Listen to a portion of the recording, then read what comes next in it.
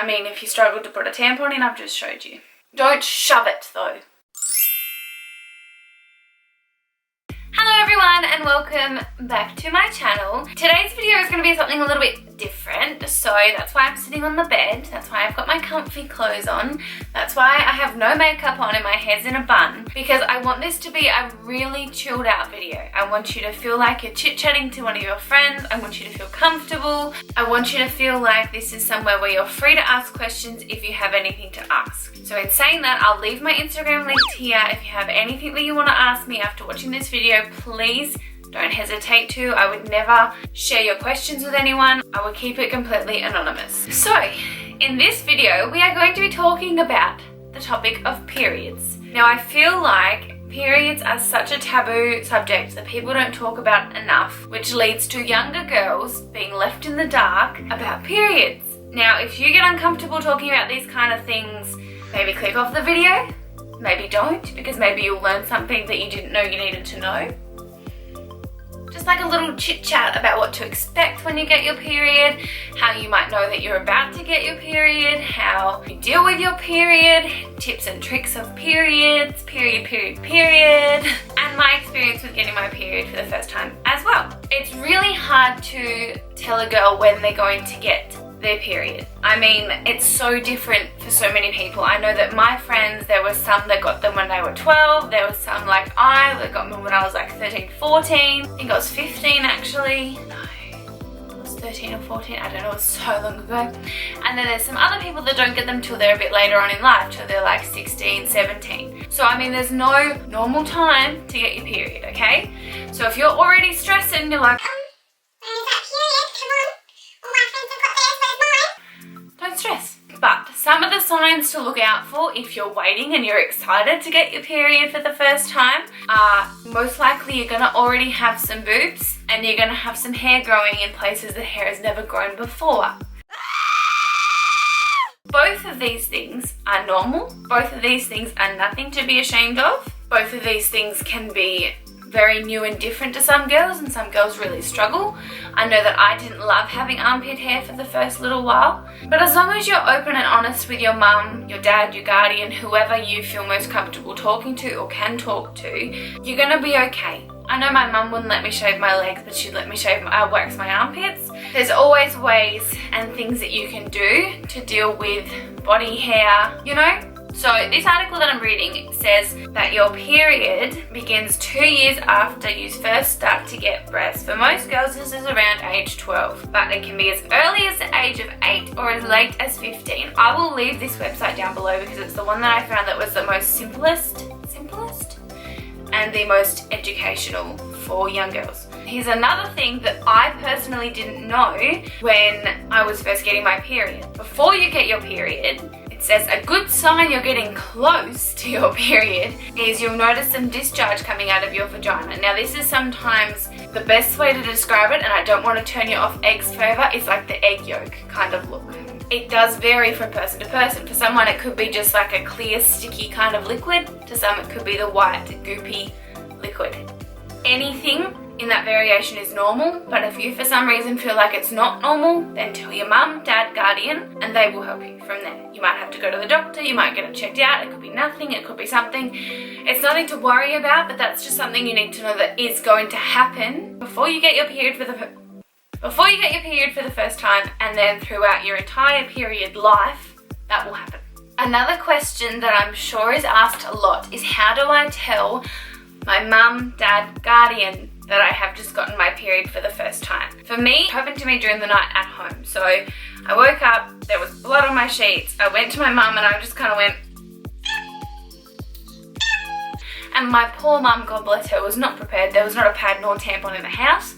So she made me go sit on the toilet, and as I sat on the toilet, she ran down to the corner shop, got some pads, came back, and kind of we went from there. It's something that happens to every single girl. Like, it's nothing to be embarrassed about because it's going to happen to you at some point in your life, no matter what. And your parents or guardian are going to be expecting you to get your period. They're going to expect you to come to them and say, I've got my period. It's nothing to be ashamed about, ever. So it's something you tell them and they will help you deal with it and give you the right things to deal with it, and then you move on. It shouldn't be something that stresses you out. Pads and tampons are the two main things that people are given to use when they're first starting their period. I mean, there's things like period cups that you can venture into, there's birth control, blah, blah, blah. But to start off with, when you're first getting your period, pads and tampons are pretty much the first thing that a young girl is introduced to. Now, you can get the pads that are the reusable kind, that you can wash them, you can get the disposable ones, you can get tampons. Tampons come in all different shapes, sizes, capacity, blah, blah, blah, blah. And I know that some young girls really struggle with using tampons for the first time, and pads are normally the best way to go, especially when you're quite young. You don't need to go shoving anything up there, but if you feel more comfortable to use tampons, go for it. I was using tampons quick story, actually used tampons before I got my period because I wanted to get used to tampons. I got them in a show bag one year and decided that I was going to put a tampon up for 2-3 hours every single day just to get used to having a tampon and having to change it. Don't ask me why, but I did. And I've been using tampons since the day I got my period, so I just found pads really uncomfortable. I felt like I was wearing a nappy, I felt like everyone could see them. But if that's something that works for you, then you do you. I really do want to try a period cup. Period cup? I'm just worried about having to wash it in the toilet and then having to clean it. And I suppose you can wash it with toilet paper. Please let me know down below if you've got any experience with period cups because I want to know. Inserting a tampon. So, you've got a hole where your wee comes out, you've got a hole where your poop comes out. Somewhere in the middle, the tampon goes in. The best way that I find to do this is you go where your little pee hole is, and you kind of slide it until you find that hole and you just push it up. I find one finger, you pop it on the bottom of the tampon and you just push. I mean, if you struggle to put a tampon in, I've just showed you.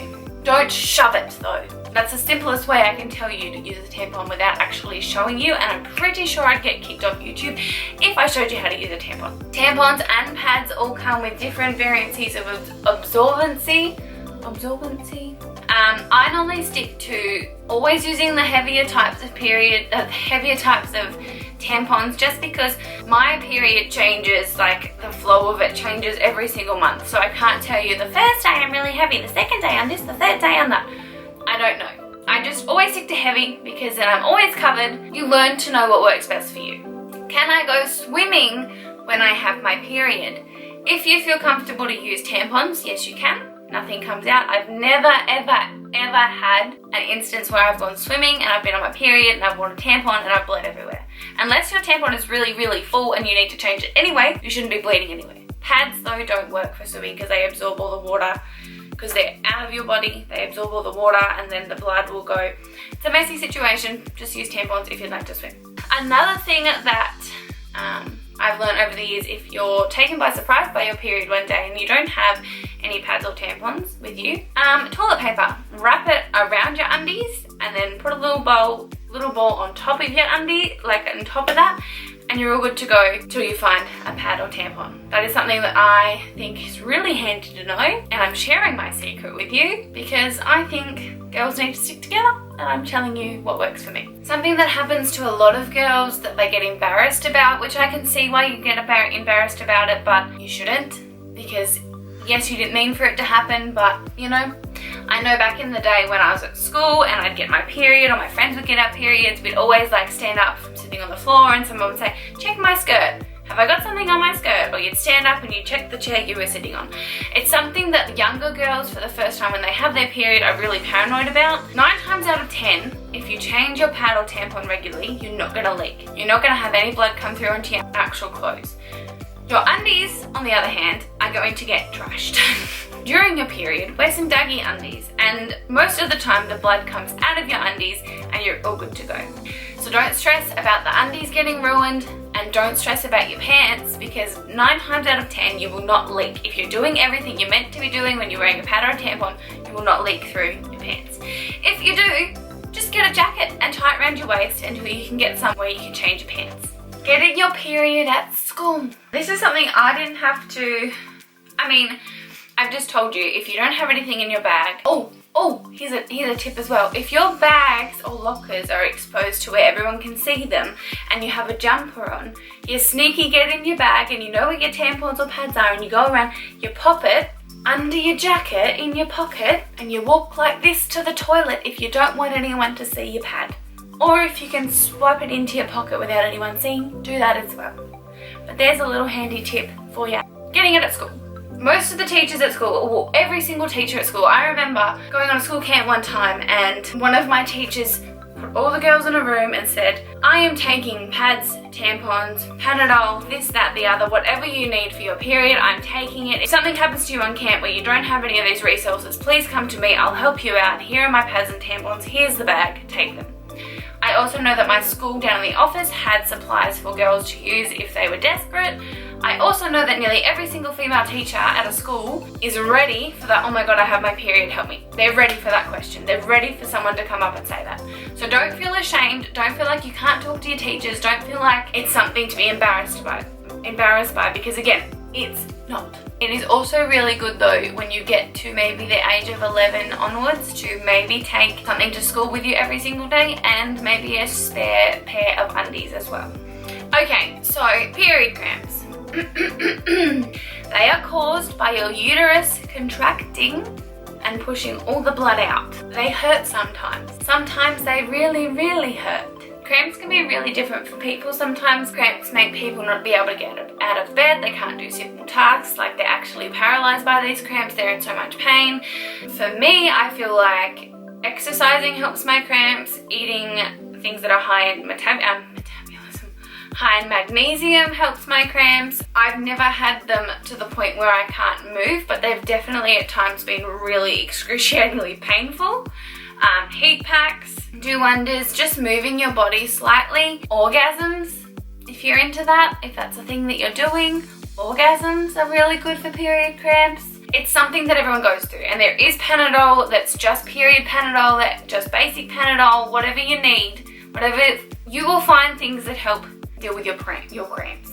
Something I really also want to mention is when I first got my period, I obviously got my period that first time I got it, and then I didn't get another one for 6 months because it takes a long time for your body to actually find its groove. Some girls get it once a month, every month from the second they get it. Some girls like me struggle to find a regular pattern for years. It's only recently in the last 2 years that mine has become regular, and I've had my period for nearly like 9 years.